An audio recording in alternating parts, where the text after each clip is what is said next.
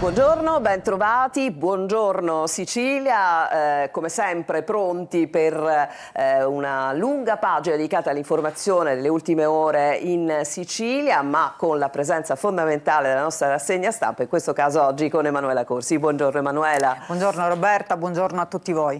Allora, iniziamo subito con i fatti delle ultime ore, come vi dicevamo, e vi parliamo di una nuova intimidazione a un imprenditore edile di Misilmeri. Sono stati danneggiati i mezzi dell'impresa che sta eseguendo degli appalti, ma sentiamo. Non dobbiamo piegarci, continuerò sempre e comunque a denunciare. È amareggiato ma irremovibile Giusto Giordano, la cui impresa edile ha subito l'ennesimo danneggiamento. Gli autocarri dell'imprenditore sono stati oggetto di una vera e propria sassaiola, con gravi danni alla carrozzeria e ai vetri. Non mi piegherò mai a forme di ricatto, dice Giordano, che ha presentato un esposto ai carabinieri. Nell'arco di pochi mesi è il terzo episodio denunciato all'imprenditore di Misilmeri alle forze dell'ordine. Un primo caso nel territorio di Casteldaccia, con danneggiamenti dei vetri degli automezzi parcheggiati in un cantiere. Pochi mesi fa un cantiere di piano stop a Misilmeri trovò i lucchetti della recinzione della struttura impregnati di colla. Il mio messaggio è chiaro, dice Giordano: chiunque abbia intenzione di estorcere denaro da me troverà sempre la porta chiusa. Continuerò a lavorare come ho sempre fatto dalla mattina alla sera per andare a dormire con la coscienza a posto. Ma non è l'unico episodio, altri 3 negli ultimi giorni ne sono avvenuti. Una tabaccheria in via Messina Marina è andata in fiamme la scorsa settimana, mezzi dati alle fiamme al titolare di un parcheggio e fuoco appiccato anche a un'impresa. Tutte intimidazioni a commercianti e imprenditori di Palermo che hanno denunciato richieste di estorsione. E questa notizia trova spazio naturalmente nei quotidiani. Emanuela. Sì, vediamo sulla Sicilia di oggi, racket in azione ancora una volta nel palermitano, leggiamo camion distrutti a Sassate, e la terza intimidazione per questa impresa di Misilmeri. Per Giusto Giordano, gravi danni ai mezzi, ma il rifiuto netto di ogni compromesso, resterò sempre dalla parte della legalità. Sono appunto le parole di questo imprenditore che viene perseguitato dalla malavita. Dice: non mi faccio intimorire, appena ho visto i lucchetti sigillati con la colla mi sono rivolto ai carabinieri di Misilmeri, come ho fatto in altri casi. I militari sono arrivati immediatamente, sono già al lavoro, io continuo per la mia strada, avverto questi signori pubblicamente, visto che non li conosco, che denuncerò sempre. Quindi un altro imprenditore che non si piega appunto alla malavita,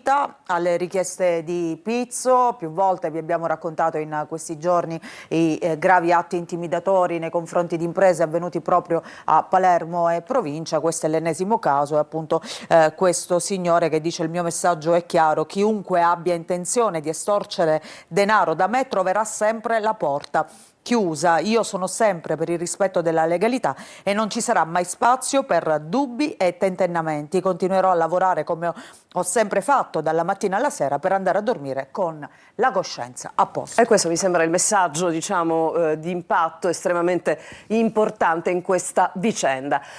Diceva Emanuela, ne riparliamo purtroppo di atti intimidatori. In questi giorni vi parliamo e vi riparliamo, lo faremo anche nel corso di questa puntata, della impennata del costo dei carburanti. In Sicilia la situazione sembra peggiore rispetto al resto del paese, mentre si comincia a parlare di accise mobili, ma sentiamo di che si tratta.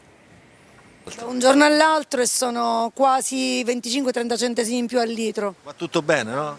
No, non va proprio per niente bene. 10 euro di benzina a 1,80 euro, direi che è un furto. Alcuni sono arrabbiati, altri rassegnati.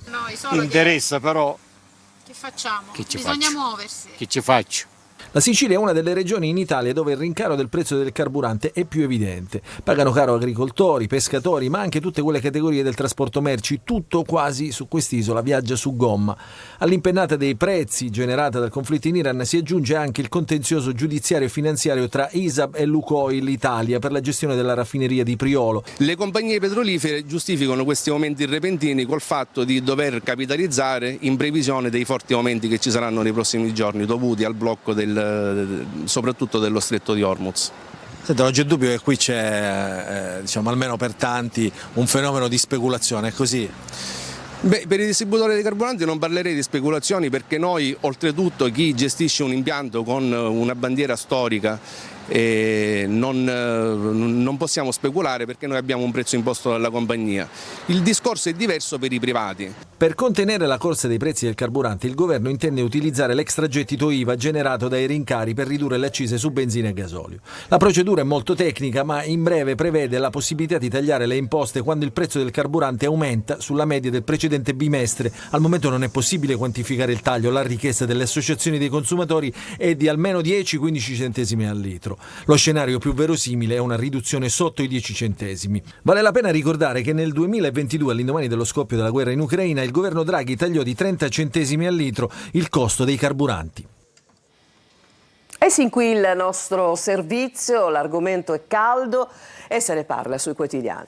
Sì, nel servizio si fa riferimento al governo Draghi che aveva tagliato appunto di 30 centesimi il costo dei carburanti, e qui sulla Sicilia si parla di quanto si potrebbe risparmiare se appunto venisse introdotto questo meccanismo delle accise mobili. Si parla di pochi centesimi. Comunque vediamo intanto carburanti, il governo pensa alle accise mobili ma servono risorse. Intanto ci sono controlli anti-speculazione e si cercano degli aiuti per gli automobilisti, e in queste due direzioni che prende forma il piano del governo per limitare i rincari dei carburanti a caccia di risorse perché le misure siano incisive. Il meccanismo delle accise mobili, come dicevamo, è una possibilità allo studio, come ha detto la Premier Giorgia Meloni, e se servirà più tempo per mettere a punto misure efficaci non è escluso che il Consiglio dei Ministri in programma possa anche slittare. Il nodo è che il beneficio del solo meccanismo delle accise mobili rischia di limitarsi appunto a pochi centesimi se non verrà integrato con altri fondi. Secondo alcune simulazioni che sono state fatte ci sarebbe un risparmio di 4,7 centesimi al litro sulla benzina e di 7,5 centesimi sul diesel, nell'ipotesi di una quotazione del petrolio Brent a $105 al barile. Da qui insomma la volontà dell'esecutivo di trovare delle risorse aggiuntive proprio per cercare di tagliare quanto più possibile, non pochi centesimi. Intanto il Codacons teme un effetto tsunami sui prezzi al dettaglio, come appunto vedevamo, calcola che con il prezzo medio del gasolio in modalità self a 1,970 euro al litro, superiore del 14,3% rispetto a fine febbraio, fare il pieno costa oltre 12 euro in più, si parla di 296 euro annui, quindi quasi 300 euro in più per fare poi lo stesso carburante. La Verde self-service invece è aumentata di circa il 7% con una maggiore spesa da circa 5,8 euro a pieno, quasi 140 euro in più all'anno, sempre secondo il Codacons. Insomma, come dicevamo, ne riparleremo nel corso di questa puntata in uno dei nostri spazi con degli ospiti in collegamento. E adesso andiamo a Niscemi. La ripartenza è davvero complessa, il timore di rientrare nelle case della zona rossa, gli affitti alle stelle, insomma tante incertezze, con un altro punto di domanda attorno al territorio del MUOS. Sentiamo Gerry Italia. Dopo la prima parziale riapertura della zona rossa, Niscemi prova lentamente a ritrovare un minimo di normalità, ma a una settimana dal via libera ai rientri le difficoltà restano ancora molte. In diverse abitazioni della zona liberata la fornitura di metano non è ancora stata riattivata e molti degli ex sfollati continuano a vivere da amici e parenti. Alcuni hanno scelto addirittura di trasferirsi a Gela, spinti anche dall'aumento degli affitti registrato nelle ultime settimane. Proprio da Gela era partita l'idea di realizzare una new town nella piana, una proposta che però molti niscemesi hanno respinto, rilanciando invece sull'idea di ricostruire e far rinascere la città dove si trova oggi. L'obiettivo, spiegano dal comitato nato dopo l'evento franoso, è trasformare la tragedia in opportunità, puntare su edifici antisismici, efficienti dal punto di vista energetico e soluzioni sostenibili, senza spostare l'intero centro abitato, ma intervenendo soltanto nelle aree più esposte a rischio. I cittadini devono richiedere fondamentalmente un aiuto allo Stato e agli enti competenti per ripotenziare Niscemi sotto un tessuto urbanistico che già esiste. Significa dare la possibilità di potenziare l'efficienza energetica degli immobili e ovviamente anche lavorare nell'ottica antisismica. Intanto però cresce la preoccupazione per un altro possibile fronte di stabilità segnalato nella zona del MUOS. Un video girato lungo la strada che porta al cancello 3 della base ha riacceso il dibattito sulla pericolosità di un eventuale smottamento del campo antenne. Per questo è stata richiesta la pubblicazione dei monitoraggi idrogeologici e strutturali dell'area per capire se eventuali movimenti del terreno possono incidere sulla stabilità delle parabole e rappresentare un rischio per la popolazione. E allora andiamo sui giornali. Sì, vediamo Repubblica Palermo, l'articolo appunto del nostro collega Geritalia, MUOS, allarme frana, verifiche sul costone vicino alla base USA, segnalato il cedimento del terreno, il sindaco Conti scrive al comando di Sigonella, ho scritto immediatamente, ha spiegato Conti al comando di Sigonella per sapere quali interventi siano in programma, in quel tratto sono evidenti segnali di cedimento e riteniamo necessario chiarire rapidamente quali misure siano previste per garantire la stabilità dell'area. Andiamo a vedere anche gli altri giornali, vediamo la Gazzetta del Sud in questa pagina, vediamo nel taglio basso la frana di Niscemi. C'è una relazione dei geologi che dice il rischio resta elevato. La Procura di Gela acquisisce appunto questa relazione redatta dall'Università di Firenze. Il rischio rimane elevato e il fenomeno è destinato a evolvere ulteriormente. Questo si legge appunto nel rapporto, quindi potrebbero registrarsi altri crolli. Gli eventi di gennaio hanno interessato, ricordiamo, un fronte instabile lungo quasi 5 km, 4,7 per essere precisi, per un volume stimato superiore a 80 milioni di metri cubi. Le conclusioni sono tutt'altro che ottimistiche.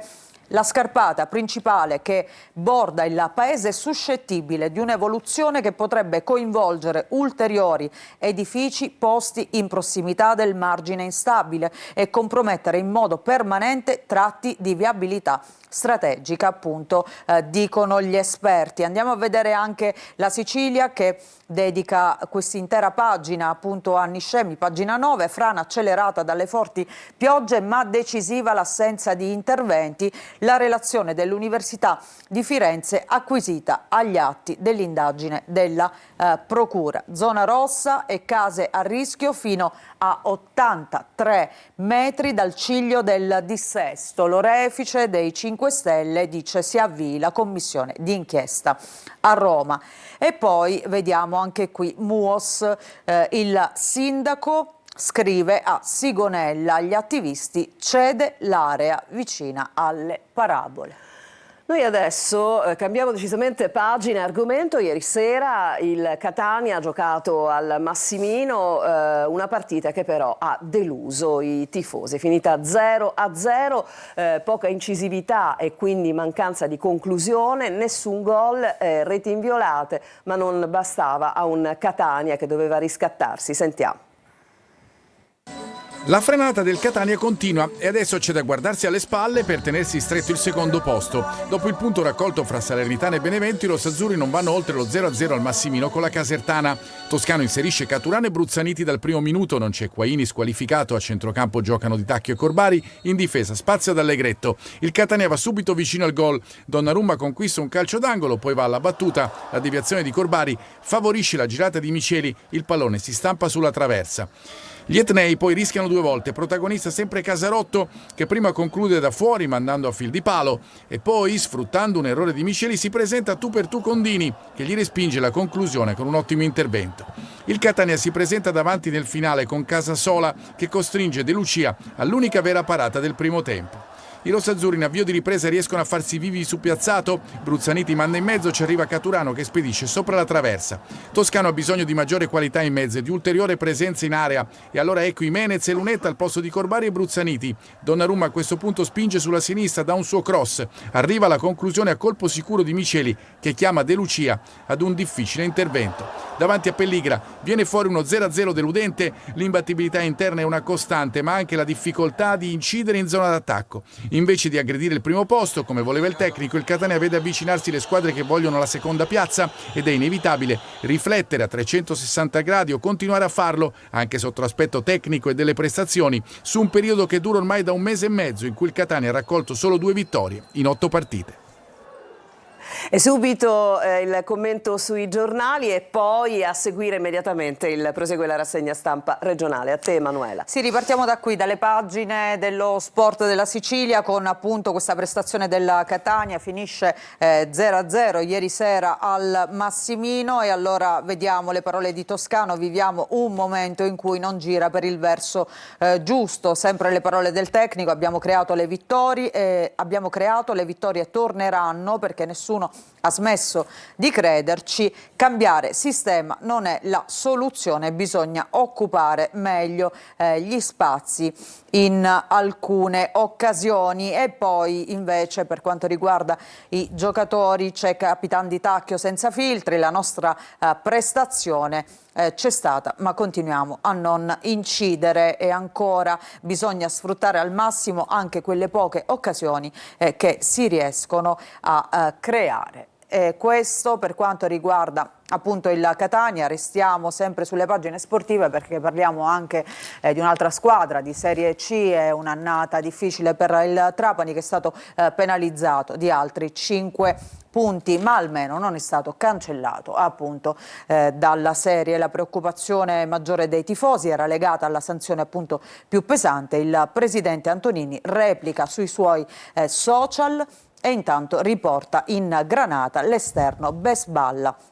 E poi vediamo il Siracusa evita un altro -3, un'altra penalizzazione, anche il Siracusa insomma sta vivendo dei mesi difficili, ma per la società e i tifosi l'incubo non è ancora finito. Questo per quanto riguarda le squadre siciliane di Serie C. Adesso vediamo anche le prime pagine dei quotidiani regionali. Partiamo da Repubblica Palermo, vediamo in alto referendum, la partita del Tribunale, PM avvocati in campo, un giorno nel palazzo diventato luogo simbolo della sfida elettorale. E poi Garilli, Alessandro Garilli, l'ex sottosegretario, dice riforma confusa e parziale, definisce il suo no al referendum costituzionale. E poi vediamo disuguaglianza e flop della spesa, a rischio 1,5 miliardi, impiegato il 7% delle somme FSE, la metà della media italiana, PD e 5 Stelle attaccano Schifani. Ancora consulenze DC, l'assessorato è una famiglia. E poi vediamo ancora a Mondello, via il piano di bonifica del comune nel taglio basso, la notizia che abbiamo già visto che riguarda Niscemi, uno smottamento al MUOS, allarme del sindaco. Andiamo a vedere all'interno qualche approfondimento. Allora vediamo proprio questo contrasto alle disuguaglianze e flop della spesa regionale, a rischio 1,5 miliardi. La Sicilia ha rendicontato il 7% dei fondi FSE, la metà della media italiana. Il PD e i 5 Stelle attaccano il presidente Schifani sull'impasse dell'assessorato alla famiglia. E poi vediamo rimborsi più alti alla sanità privata. Ok, della consulta, la Regione ha stanziato 15 milioni per compensare i tagli nazionali al tariffario. Il Consiglio dei Ministri ha impugnato ma ha perso. Vediamo la prima pagina della Sicilia di oggi. Naturalmente ci sono anche tante notizie che riguardano il fronte internazionale, anche la guerra in Medio Oriente, però c'è anche questa. Gli effetti sul turismo della guerra. Abbiamo visto prima il caro carburanti, ma poi c'è anche un effetto pesante sul turismo. Sicilia orfana dei voli dall'Asia, disdette nei 5 Stelle di Taormina, quindi pesanti ripercussioni per quanto riguarda appunto il turismo isolano, con questa tensione appunto che si registra in Medio Oriente. Vediamo la fotonotizia, carte in tavola. A Niscemi la relazione degli esperti acquisita agli atti dai PM. E poi vediamo ancora il referendum della giustizia, ancora bufera sulle parole di Bartolozzi, che tra l'altro è stata ospite del Punto e che ha rilasciato una serie di dichiarazioni che insomma hanno creato e riacceso lo scontro politico. Togliamo di mezzo la magistratura, questa una delle frasi appunto che ha pronunciato il capo di gabinetto del ministro della giustizia Nordio. votate sì e ci togliamo di mezzo la magistratura, che sono plotoni di esecuzione, insomma, ed è scoppiato un caso politico a livello nazionale. E poi vediamo ancora a Palermo, locale abusivo all'italo-belga. La regione si contraddice, monta il caso del ristorante abusivo al centro dello stop, la concessione alla italo-belga utilizzato dalla regione per eventi, tra cui una cena. Nato la società Contraddizioni e la Vardera sfida Tamaio, cene elettorali gratis, fuori le ricevute. Vediamo la prima pagina di Palermo, appunto, le nubi sull'estate di Mondello, il futuro tra bandi e ricorsi al TAR, quindi si parla ancora di Mondello, la commissione urbanistica per le concessioni regione e comune collaborino. E poi ancora altre notizie, allerta meteo, torna il maltempo, allarme dighe nel Palermitano e poi verso la stagione balneare, alghe e cantieri, le altre grane della borgata, appunto siamo sempre a Mondello. Nel taglio basso la Corte dei Conti, ex provincia, bilancio a posto ma crediti a rilento. E poi dai disabili agli anziani, gli sportelli per i più fragili in 2 comuni del Palermitano. Vediamo la prima pagina anche di Catania, Corte dei Conti striglia i revisori, mai inviati i dati sul bilancio. La magistratura contabile invita il Comune di Catania a prendere provvedimenti. E poi Portorossi, lavori da 800.000 euro voluti da Schifani, ricordiamo pesantemente danneggiato dal passaggio del ciclone Harry. Vediamo la prima pagina del giornale di Sicilia. Visite intramenia, maxi incassi dei medici, il record 261.000 euro extra a un camice bianco etneo, tanti sopra i 100.000 euro. E poi pulizie a Mondello, anzi no, la capitaneria ferma i lavori, sabbia da togliere, chieste al comune le autorizzazioni regionali. Vediamo anche la prima pagina della Gazzetta del Sud. Sanità in Sicilia, i maxi incassi anche qui dei medici intramenia, questo giro appunto di incassi per i medici che effettuano delle visite private in ospedale. Diffusi dati del 2024, cifra record per un professionista del Garibaldi di Catania. E poi ancora vediamo referendum, Meloni in campo per il sì, dibattito a Messina. Le ragioni del no, e sempre a Messina l'ex sindaco Basile mostra i muscoli, al fianco di De Luca presenta ben 15 liste in vista appunto delle prossime amministrative, si punta ad arrivare a 1000 candidati, il centrosinistra invece ufficializza Antonella Russo del PD.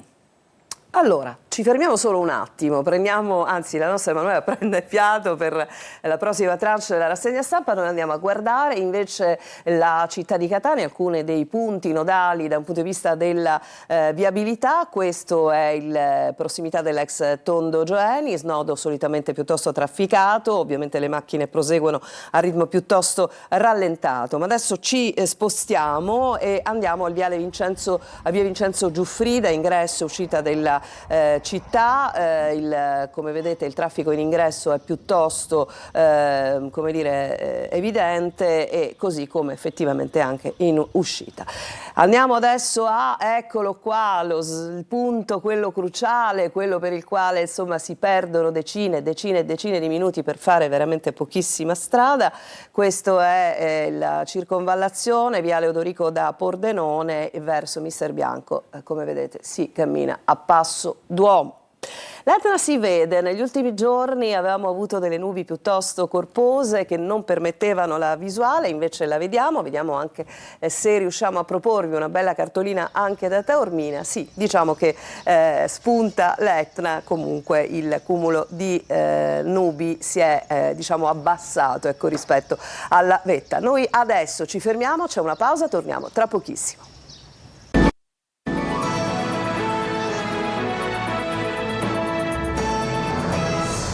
Siamo tornati in studio a Buongiorno Sicilia, il tempo è quello di dare uno sguardo alle testate nazionali e internazionali dei quotidiani. Emanuela.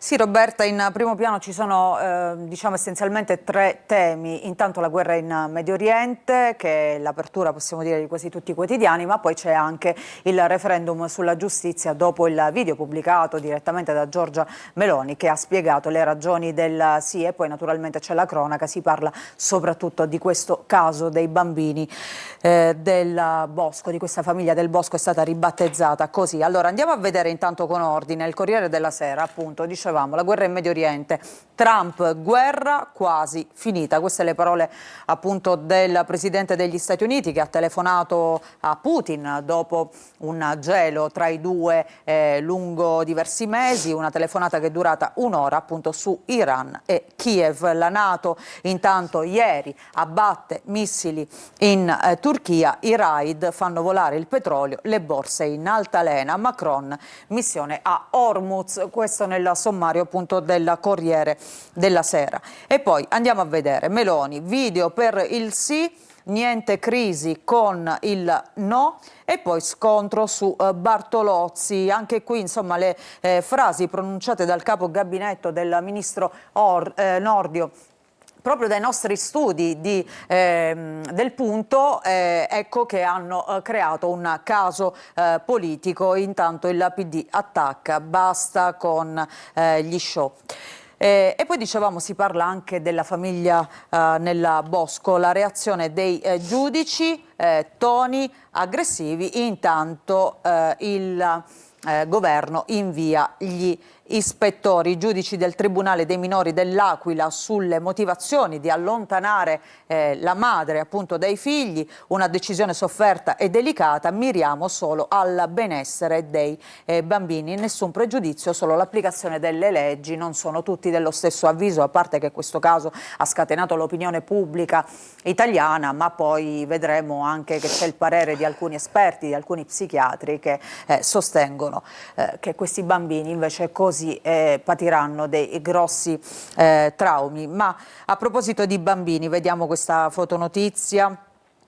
Questa bambina si chiama Nisa Murati, è annegata nel luglio di 2 anni fa durante una gita al biolago del bioparco Acquaviva di Caraglio. Aveva 7 anni. Anisa, annegata in gita, braccialetto sbagliato. I PM in 6 a processo le assegnarono il colore di chi sa nuotare, invece la bambina è annegata. E poi si parla anche della morte del boss, del capo di Cosa Nostra catanese Nitto Santapaola, per gli effetti sui social della sua scomparsa. Cordoglio, shock, i messaggi per il super boss, il re di Catania, oppure sei stato un grande uomo e così via. Dal giorno della sua morte sui social è un susseguirsi di messaggi che celebrano il boss di Cosa Nostra, Nitto Santapaola, per 33 anni, rinchiuso al 41 bis. Vediamo la Repubblica di oggi, anche qui apertura dedicata al Medio Oriente, Iran e petrolio. Trump sente Putin, telefonata tra i due leader, il presidente degli Stati Uniti, la guerra è pressoché finita. La NATO intanto abbatte missile di Teheran sulla Turchia. Il greggio sopra quota 100 e poi scende. Il ministro Giorgetti dice il caro bollette colpisce la sicurezza economica, Unione Europea pronta a nuove misure. E poi anche qui la magistratura, plotone d'esecuzione, queste le parole di Bartolozzi, bufera su Bartolozzi, la capo di gabinetto di Nordio, le opposizioni chiedono le dimissioni e poi Meloni in un video di 13 minuti spiega perché votate sì per i vostri figli. C'è un'intervista dell'Ishline oggi su Repubblica, la Premier dà la colpa ai giudici perché non è capace di governare.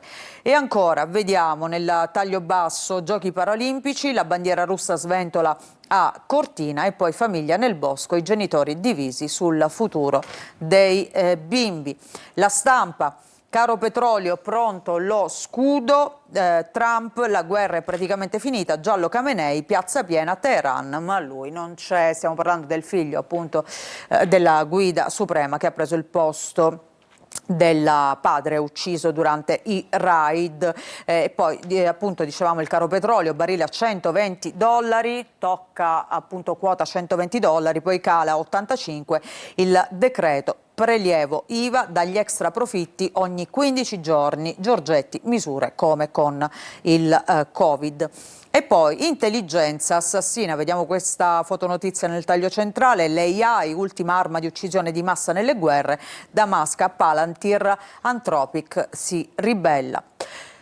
I giudici un plotone di esecuzione, parole appunto del capo di gabinetto di Nordio che hanno hanno scatenato un vero e proprio dibattito politico. Bartolozzi attacca il ministro, sarà escluso dal comizio finale di Fratelli d'Italia, questo a 12 giorni dal voto. Il caso Bartolozzi appunto infiamma lo scontro politico. Vediamo ancora Avvenire.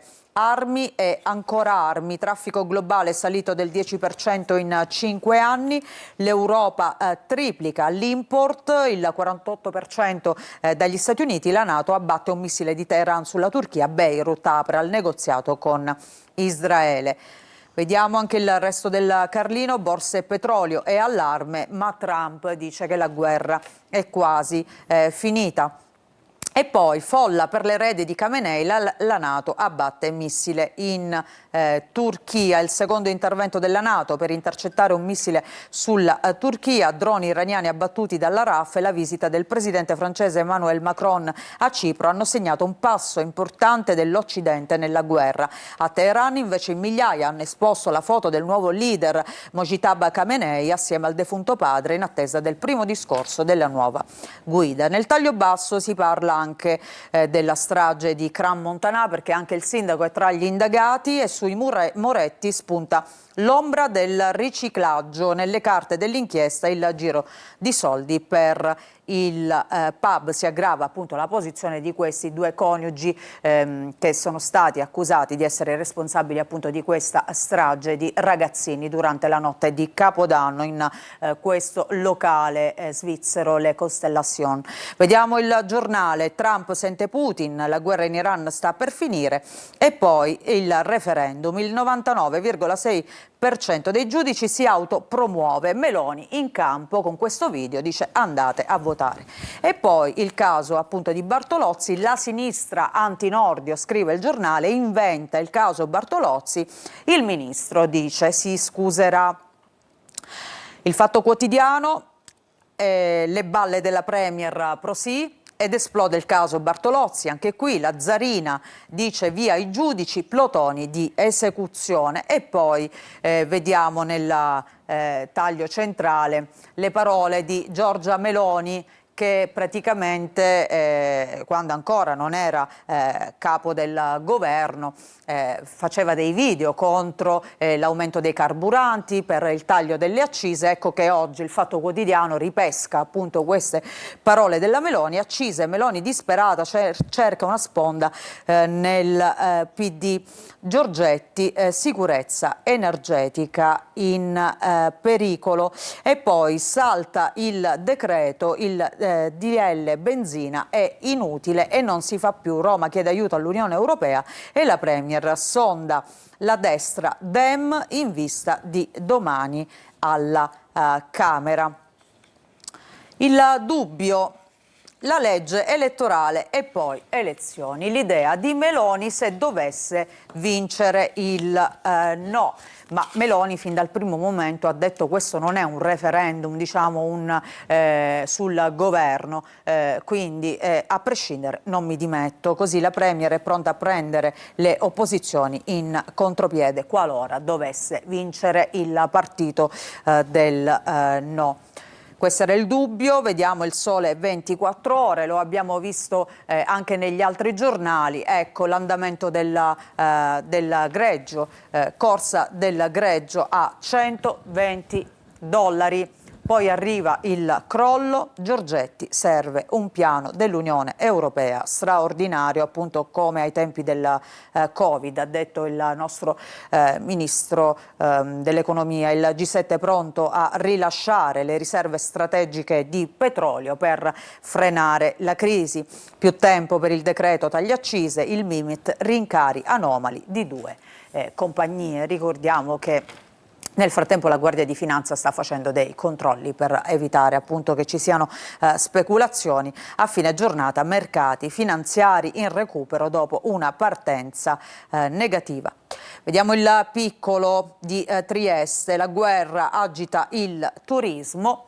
Petrolio, montagne russe, l'abbiamo visto anche in Sicilia, appunto gli effetti negativi della guerra sul turismo, le agenzie parlano di annullamenti ma soprattutto attesa, bene invece le mete considerate più sicure. Telefonata poi di un'ora tra Trump e Putin, si incrociano i destini di Ucraina e Iran, il tycoon conflitto praticamente concluso. Finirà presto. Vediamo un'ultima prima pagina, Roberta, e poi ti ridò la linea. La Verità, petrolio sicuro per 20 giorni, a proposito appunto di utilizzare queste riserve. Contro l'impennata dei prezzi per il blocco di Hormuz, i G7 utilizzeranno 400 milioni di barili delle riserve strategiche, bastano per 3 settimane, ma se la guerra dura di più, ecco questa è la domanda che fa Verità. E poi fermate quei giudici, lo avevo anticipato prima, fanno male ai bimbi. I più quotati psichiatri italiani difendono la famiglia nel bosco. Da Andreoli ad Ammaniti fino a Risè, tutti criticano con parole di fuoco le decisioni del Tribunale dei minori dell'Aquila. Errore gravissimo separare i tre Vajont, c'è il rischio della schizofrenia, ma le toghe ascoltano le assistenti sociali invece degli esperti. Va bene, allora, grazie Emanuela che fra poco tornerà insieme a noi. Adesso ci fermiamo per una pausa, torniamo tra poco con i nostri argomenti di oggi.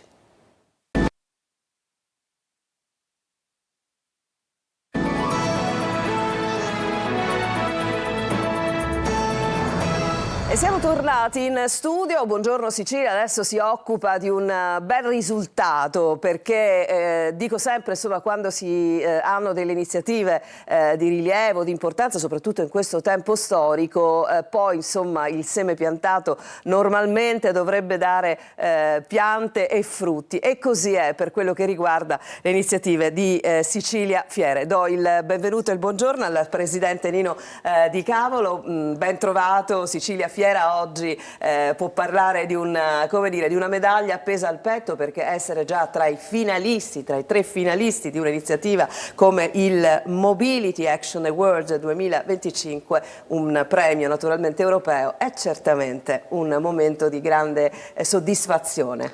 Buongiorno e grazie dell'invito. Sì, parliamo di qualcosa che ci inorgoglisce, certo, perché abbiamo fatto un percorso per 2 anni, abbiamo voluto parlare di quello che oggi è la Sicilia e quello che crea la Sicilia o dà sviluppo alla Sicilia, ed è l'hub energetico per eccellenza, naturale. E da lì, quando abbiamo deciso di fare ESAN, quindi parlare di argomenti molto importanti come quello che oggi è la transizione energetica, abbiamo voluto fare un percorso che arrivi fino alla mobilità sostenibile, quindi la produzione dell'energia dove la posso sfruttare non solo, come tutti sappiamo, a casa, in azienda, ma lo posso spostare anche per muovermi.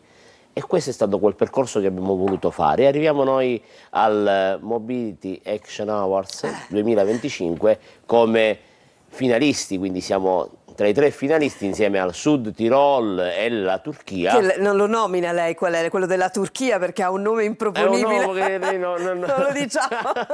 Vabbè, però Turchia è chiaramente su Erano Tirol. 80 progetti presentati e quindi su 80 progetti arrivare tra i finalisti vuol dire che il percorso ha avuto una visione. Allora, noi parliamo intanto di quello che poi ha permesso, no, di entrare in questo novero di 3 finalisti. Parliamo, come ha accennato lei, di ESAN, qualcosa con cui stiamo abituandoci a fare amicizia, no?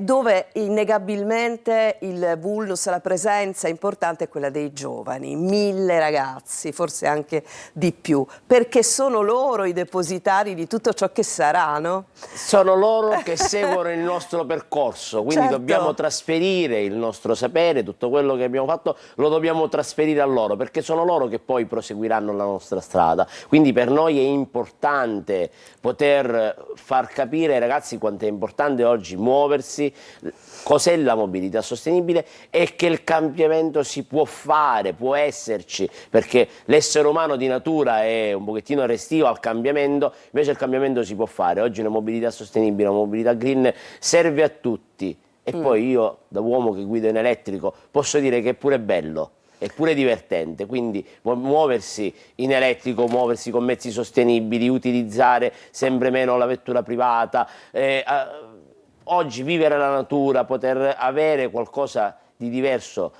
per come muovermi, oggi è importante e oggi bisogna trasferire a loro. Più di 1000 studenti, tantissime le scuole, l'Università di Catania ha fatto con noi un grande percorso anche in questo EISAN, in questo Mobility, quindi hanno fatto delle ricerche, l'ACI, FIAB, la Polizia Stradale, i Carabinieri insieme ai ragazzi per fargli fare dei percorsi esperienziali, che l'ACI addirittura ha portato un visore virtuale.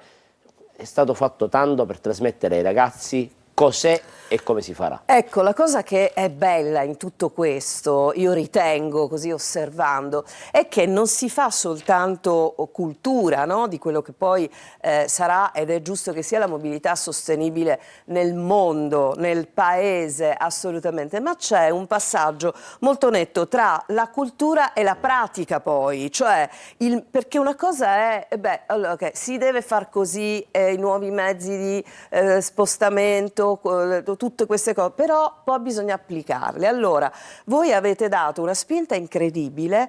Quanti di questi ragazzi, a suo giudizio, quello che lei ha visto, poi applicano nella vita questa mentalità?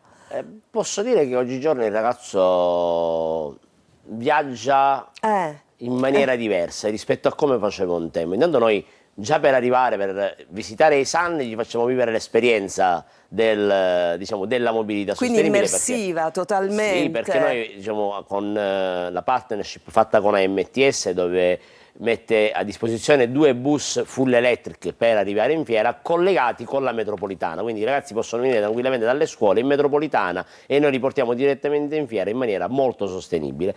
Ma i ragazzi oggi sono pro al cambiamento, io lo dico da genitore, io ho 3 figli di cui uno di 14 anni che già si muove, vedo che si muove pure tanto, ma mio figlio la macchinetta elettrica, il mezzo pubblico, la bicicletta, verso una transizione energetica che si attua. Il mezzo pubblico, tra l'altro, Presidente, anche lì parliamo dell'elettrico, no? Catania ha fatto un grandissimo investimento, infatti. AMTS oggi ha un parco mezzi in full electric che veramente di tutto rispetto, li porta in fiera, hanno preso addirittura gli autobus che io non avevo mai visto nella nostra città, quello snodabile centrale che è stato da noi esposto in fiera, quindi è qualcosa di veramente importante gli investimenti che la città di Catania sta facendo su una mobilità sostenibile, su una transizione energetica vera, attuale, che si può vedere, dove ci può viaggiare, quindi non è solo una parola, non rimane solamente un momento di convegno, un momento di confronto, ma diventa reale, lo vediamo, lo viviamo e quindi se lo viviamo lo possiamo iniziare a capire. Allora, lei dicevamo i giovani, no? Per EISAN l'importanza dei giovani è stata fondamentale e continuerà ad esserlo, perché insomma cercheremo anche di capire che cosa ci aspetta da quel punto di vista con EISAN, ma ci sono delle resistenze, immagino, al cambiamento che sono probabilmente rappresentate dalle generazioni, diciamo, un po' più, no? Assolutamente. Ecco. Dov'è che c'è da agire di più?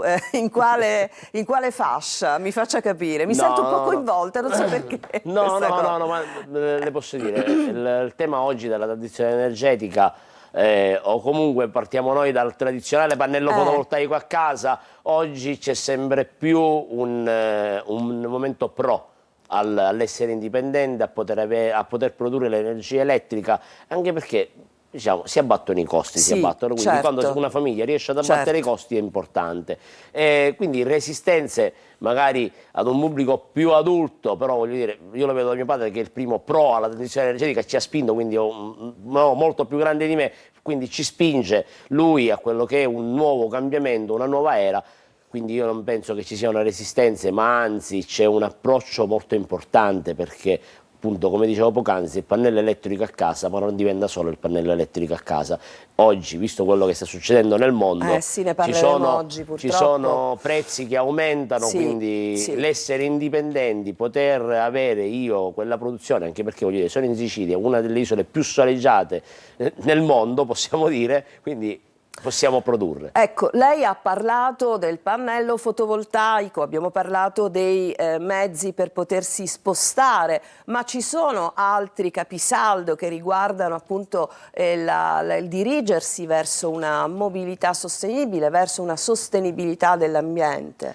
Il risparmio in generale energetico, immagino. Prevalentemente il risparmio energetico, Certo. quindi avere cura ed attenzione in tutto ciò che si fa nel rispetto dell'ambiente, perché oggi la cosa più importante, parliamo sì di transizione energetica, cerchiamo di spingere i ragazzi, ma non solo le nuove generazioni, ma anche le persone più adulte a un cambiamento, però è anche vero che tutto questo lo facciamo per salvaguardare quello che noi domani lasceremo ai nostri figli, il nostro territorio, il nostro pianeta. Questo per noi è importante, lanciare quel messaggio, e lo vediamo che il clima sta cambiando. È vero. Abbiamo parlato di ciclone Harry e parliamo di tante cose che la natura purtroppo si riprende forse. E quindi bisogna un pochettino iniziare a lanciare un messaggio di rispettare. Diciamo che forse arriveremo al momento, all'obiettivo finale, quando tutti questi comportamenti saranno automatismi, no? Diventeranno parte del nostro modo di vivere quotidiano. Devono essere. Devono essere. Che cosa si prepara? Possiamo anticipare qualcosa per il nuovo appuntamento con ACEAN? Per il nuovo appuntamento di ACEAN, fiera ormai internazionale, quindi... Sì, beh, Mister Bianco, Sicilia Fiera ormai è un caposaldo, Sì, c'è poco da dire. ormai fa parte del c'è territorio, poco da riconosciuta alla grande da tutti, e quindi per noi È è vero. importante sviluppare sempre qualcosa di nuovo, quindi riuscire a attrarre sempre più visitatori. Il focus di quest'anno parlerà un pochettino più di nucleare, perché tutti quanti siamo spaventati da questo nucleare, però realmente il Cerchiamo nucleare di capire. lo possiamo fare. Questo qui, poi faremo degli approfondimenti in fiera, ci sono dei massimi esperti che arrivano grazie al Ministero dell'Energia e dell'Ambiente, arriveranno da noi appunto per parlare di questi argomenti e far capire cosa si può fare, perché noi siamo stati i primi produttori al mondo come energia nucleare, poi abbiamo dismesso, ma acquistiamo energia nucleare che la importiamo in Italia. Oggi invece non è il nucleare di una volta, ovviamente, ma si può produrre anche in maniera domestica quasi. Presidente, grazie. Due cose, ma proprio due. Mobility Action Award 2025, quindi l'appuntamento con questa, come dire, questo podio che speriamo possa diventare il primo posto per Sicilia Fiere, quando sarà? Allora, noi ritireremo il premio il giorno 17 in Commissione Europea a Bruxelles. Ah, quindi insomma siamo vicinissimi. Il giorno 17 marzo, quindi prossima settimana andiamo a ritirare questo bellissimo premio, andiamo a ritirare per poi parlare nella terza edizione di ACEAN ancora di più di mobilità sostenibile. Infatti la seconda cosa era proprio quella, insomma, che ci rivediamo per parlarne più nel dettaglio. Certo, perché io domani mattina per esempio sarò a Roma per una conferenza stampa che il Ministero dell'Ambiente ha voluto fare per quello che è il premio che stiamo ricevendo, perché sono fieri di quello che abbiamo fatto, anche perché loro ci hanno accompagnato in questo percorso, in questo messaggio che abbiamo voluto lanciare. Grazie, grazie al Presidente Grazie a Di Cavolo. Purtroppo fra un poco parliamo di rincari dei carburanti, vede, insomma, no, c'è l'elettrico, poi però ci sono i carburanti e lì sono veramente dolori. Grazie ancora, guardiamo un attimo che cosa ci dicono le previsioni del tempo e poi andiamo da Francesco Triolo a Messina. Ben trovati da Clara Ventura di Trebi Meteo. Nella giornata di martedì correnti umide e instabili porteranno dei rovesci di pioggia già dal mattino su parte delle regioni di nord-ovest in Toscana e nel corso del pomeriggio sull'Appennino centro-meridionali e a tratti anche sulle due isole maggiori. Dunque uno sguardo sulla Sicilia, dove inizialmente avremo prevalenza di sole con cielo poco nuvoloso. Nel corso del pomeriggio si svilupperanno dei piovaschi nelle aree interne. Le temperature massime saranno ancora gradevoli e primaverili fino a toccare localmente anche i 17 e 18 gradi, qualche grado in meno isolatamente nelle aree interne. Uno sguardo adesso per la giornata di mercoledì, quando avremo nel complesso un contesto stabile e asciutto, della nuvolosità tra pomeriggio e sera, ma con assenza di precipitazioni. I valori massimi non subiranno particolari variazioni, ancora una volta si toccheranno i 18 gradi. Tutti i dettagli in merito sull'app di Trebi Meteo.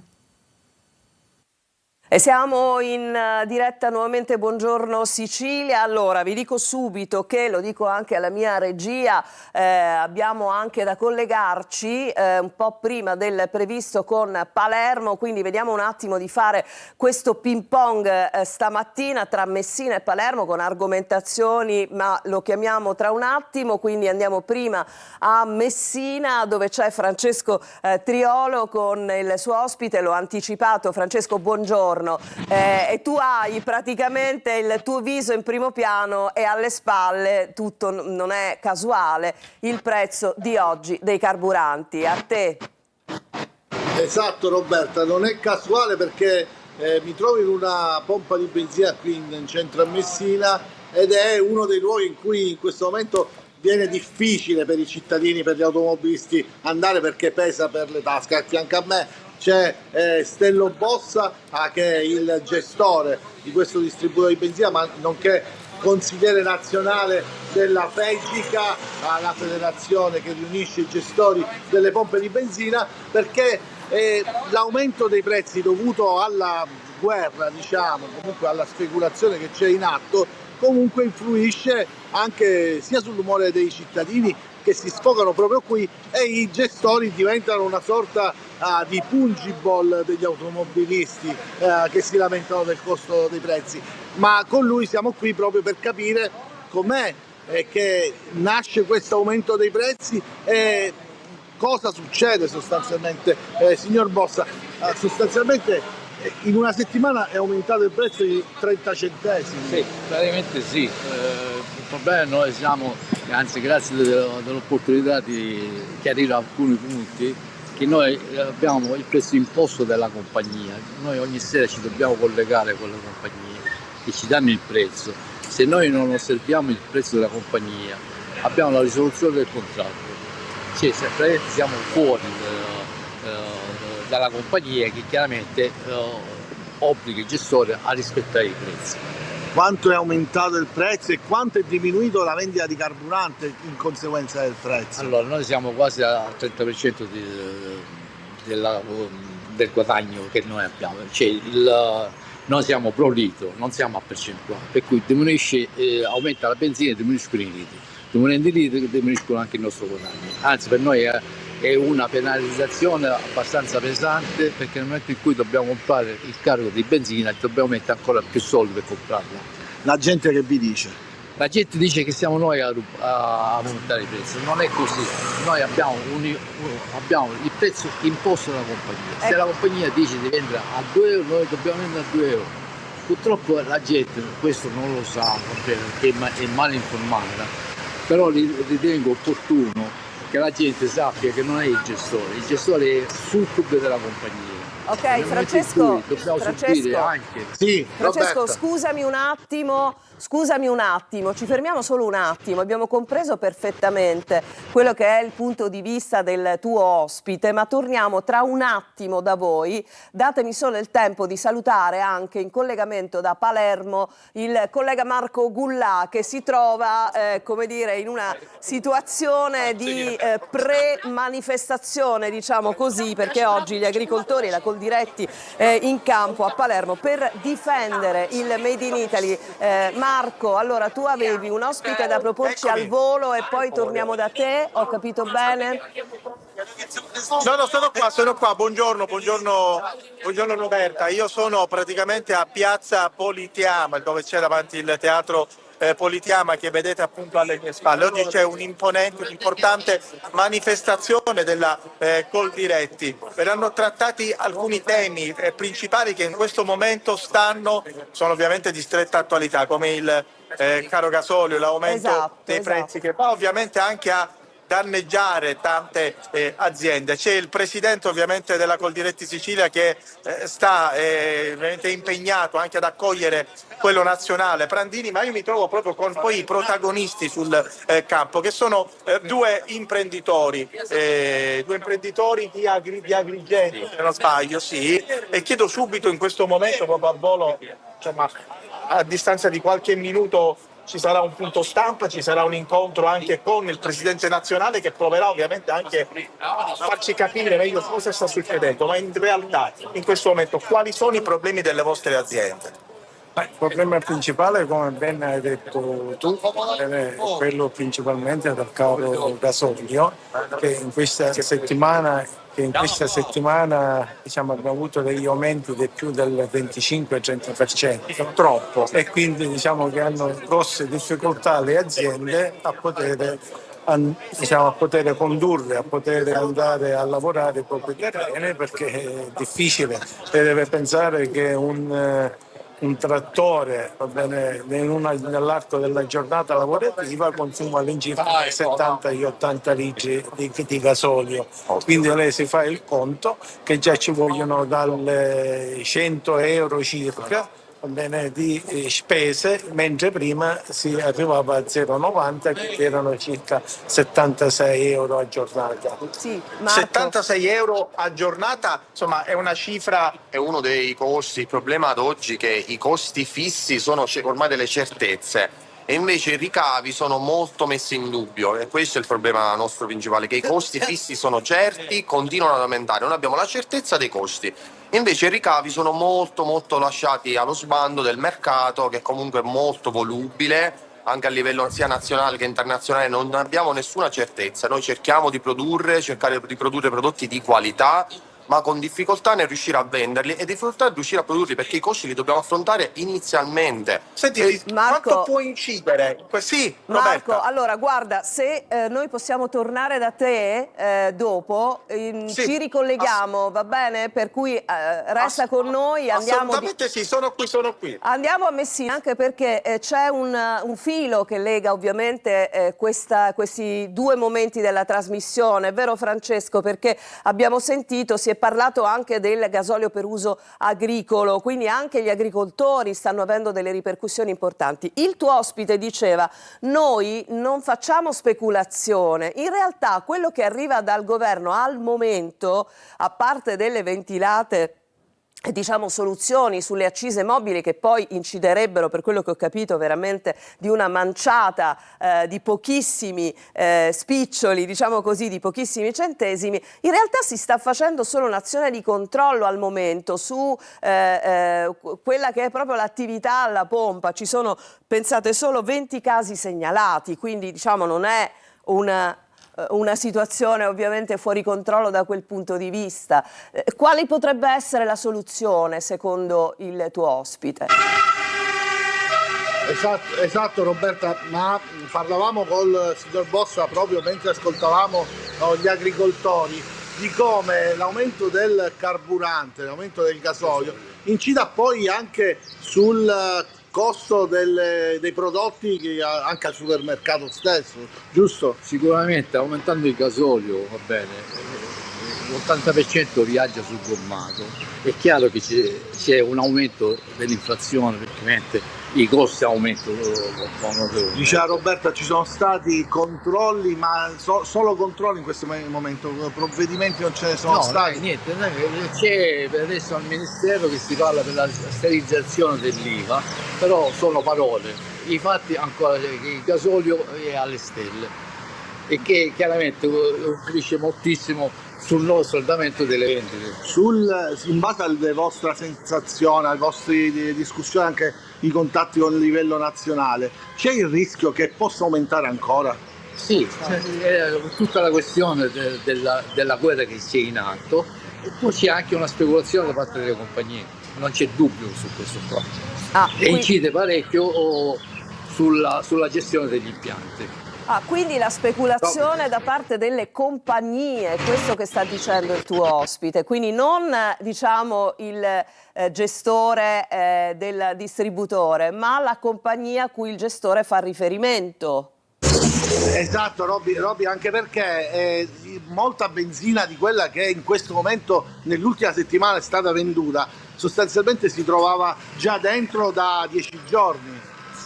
Ma come rifornimento no. Come raffinerie? No, raffinerie sì, i depositi non è la benzina che è arrivata negli ultimi 10 giorni. Assolutamente no, assolutamente no. A quant'è Il problema oggi? Me lo fate rivedere, Francesco? Me lo dici tu? Quant'è qui in questo distributore?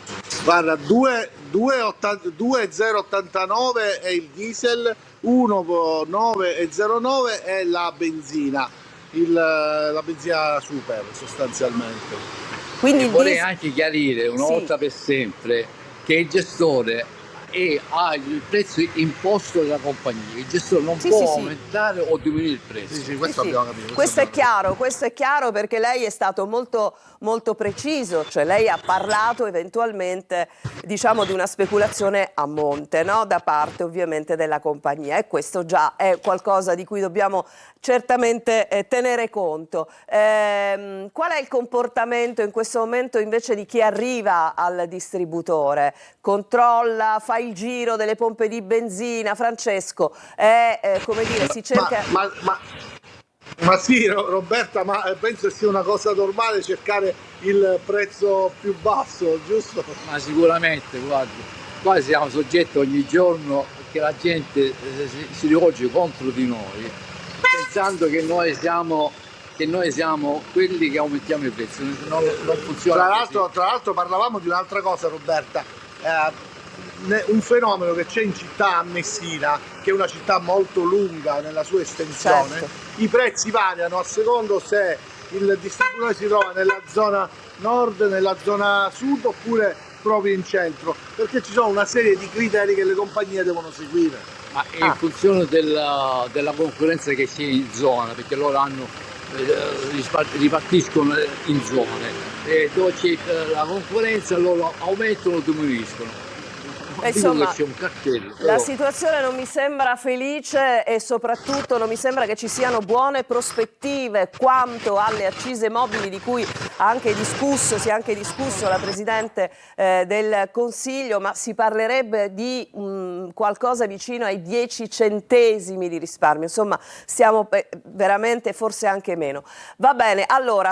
Considera che fino a 10 giorni fa era 1,6. Quindi insomma chiaramente la situazione veramente comincia a diventare drammatica. Io Francesco ti ringrazio il tuo ospite. Grazie a voi. E noi ci risentiamo. Dov'è comunque conveniente a Messina? Non l'hai detto, cioè nord, centro o sud della città? Dove è più conveniente? Dove costa meno? È una domanda da 100 milioni di euro. Cambia di giorno in giorno. Va bene. Non si è capito più nulla. Guarda. Grazie ancora. Noi fra poco ci ritroviamo. Grazie Francesco, grazie al tuo ospite. Noi ci fermiamo, andiamo subito a Palermo. A tra poco.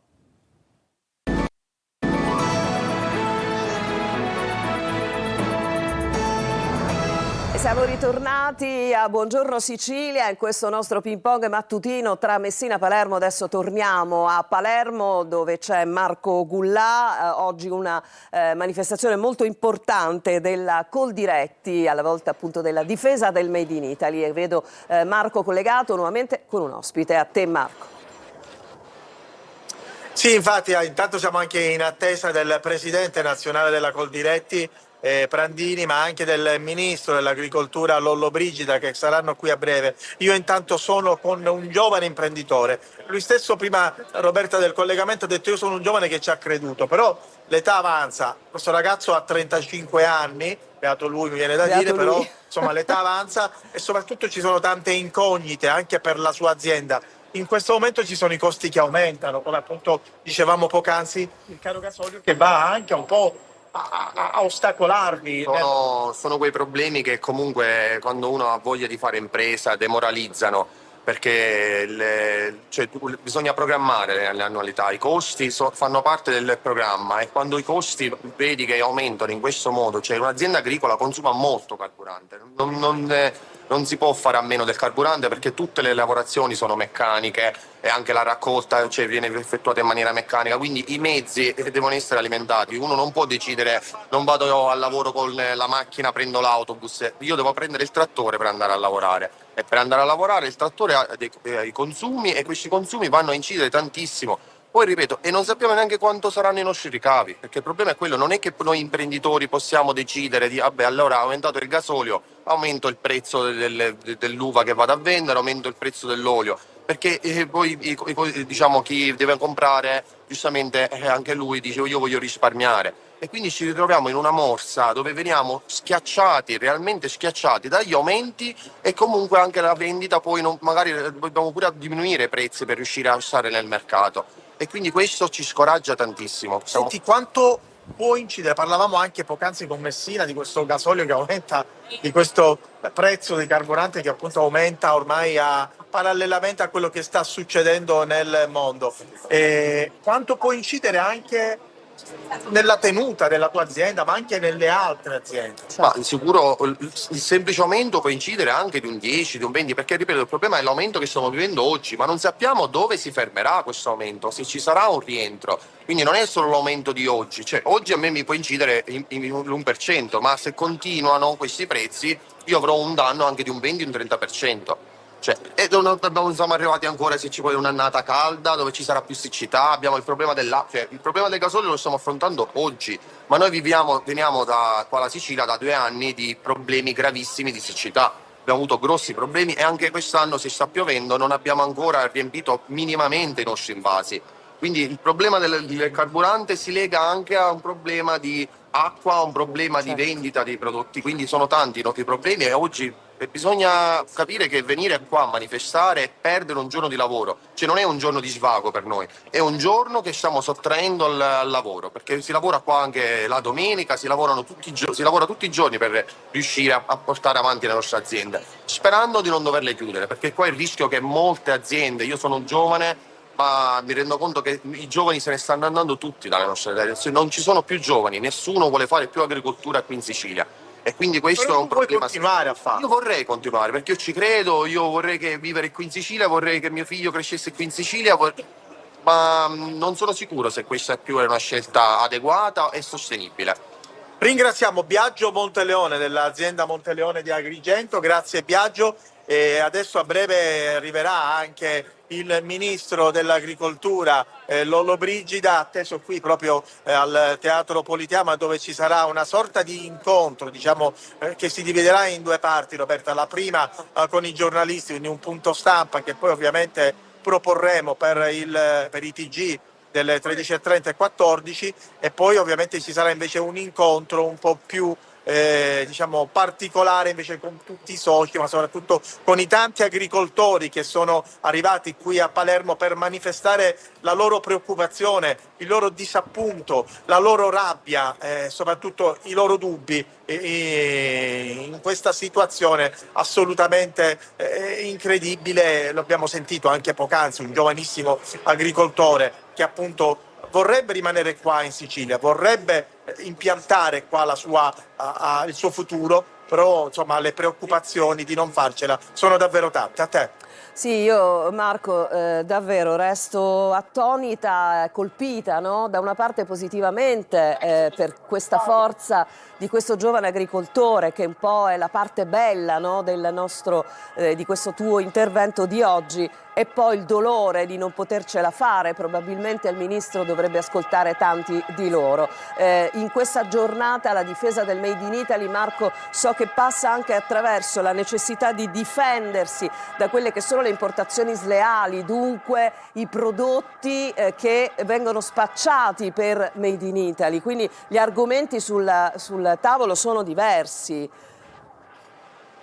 Assolutamente sì, l'agroalimentare che rischia appunto di subire dei contraccolpi al caso, che sembrano davvero anche a volte dei dettagli quasi irrisori, ma noi che magari non siamo in questo mondo non ce ne rendiamo conto. Poi però sentiamo imprenditori come abbiamo sentito noi poc'anzi e davvero tocchiamo anche questa aderenza di crisi che loro stessi hanno, perché anche l'aumento del gasolio, del carburante, che incide su tutti i settori, incide anche sul settore privato ovviamente, però ci rendiamo conto di quanto può essere importante per loro, per gli agricoltori, che poi ovviamente a parte i costi devono anche strutturare le loro aziende su altri rami. Ci diceva appunto se un'annata è fruttuosa o meno, se un'annata è produttiva o meno, quindi ci sono davvero tante incognite che in questo momento attanagliano i tantissimi imprenditori che sono arrivati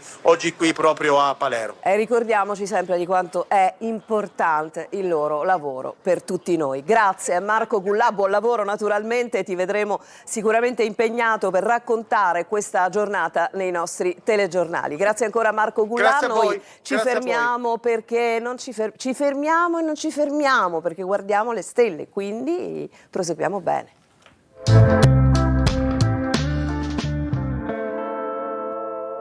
Ed eccoci pronti a collegarci con Marco Amato. Buongiorno carissimo, come stai Marco?